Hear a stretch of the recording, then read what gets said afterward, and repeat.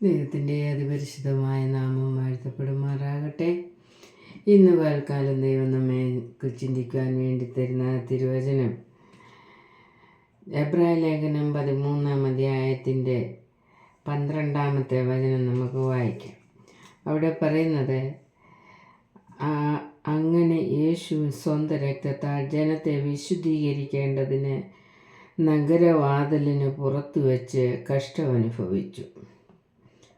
അപ്പോൾ നമ്മെ അല്ലെങ്കിൽ ജനത്തെ വിശുദ്ധീകരിക്കേണ്ടതിന് യേശു കർത്താവ് നഗരവാതിലിന് പുറത്തു വെച്ച് കഷ്ടമനുഭവിച്ചു.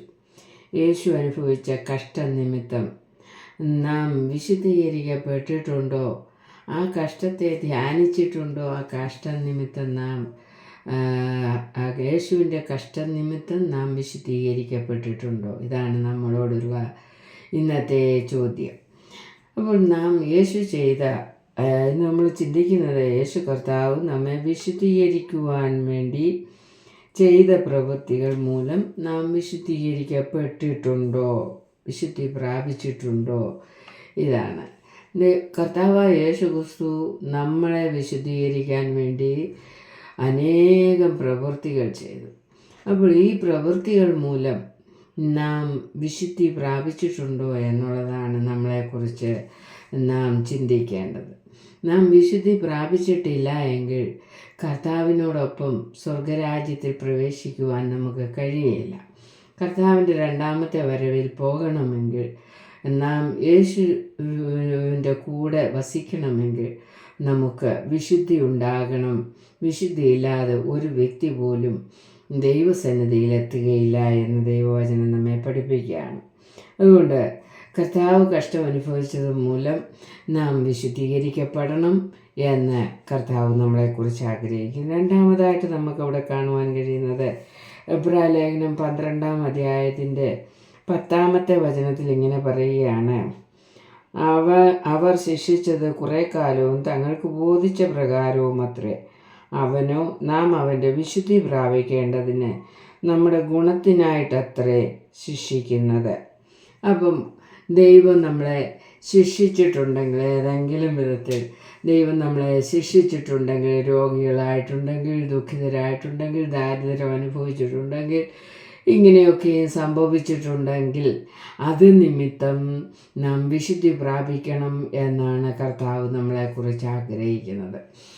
നമുക്ക് വന്ന ആ കഷ്ടത നിമിത്തം അല്ലെങ്കിൽ ആ ശിക്ഷ നിമിത്തം നാം വിശുദ്ധി പ്രാപിച്ചിട്ടുണ്ടോ എന്ന് ദൈവം ഇന്ന് നമ്മളോട് ചോദിക്കുകയാണ് തൻ്റെ വചനത്തിൽ കൂടി. മൂന്നാമതായിട്ട് ഞാൻ ഇന്ന് പറയുവാൻ ആഗ്രഹിക്കുന്നത് എബ്രായ ലേഖനം 9-ാം അധ്യായത്തിൻ്റെ 14-ാമത്തെ വചനത്തിൽ ഇങ്ങനെ പറയുകയാണ്.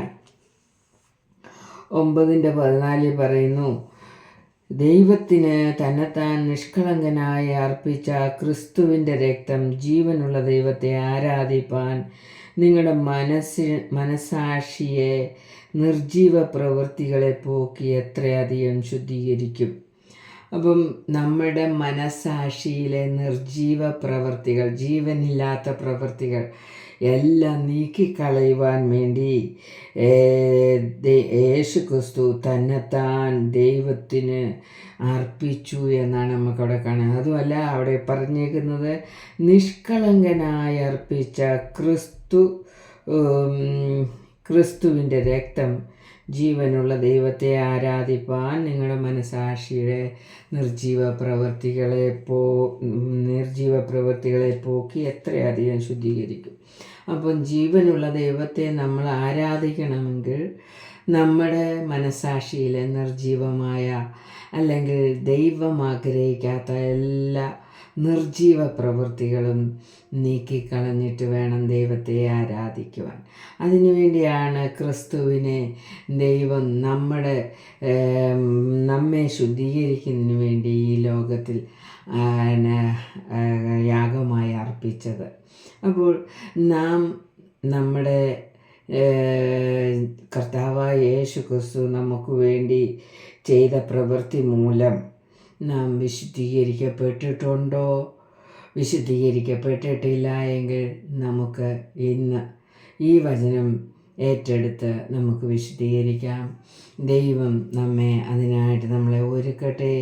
പരിശുദ്ധാത്മാവിൻ്റെ സഹായം അഭ്യർത്ഥിച്ചുകൊണ്ട് പ്രാർത്ഥിച്ച് നമുക്ക് വിശുദ്ധി പ്രാപിക്കാം. ദൈവം എല്ലാവരെയും സഹായിക്കുമാറാകട്ടെ. ആമേൻ.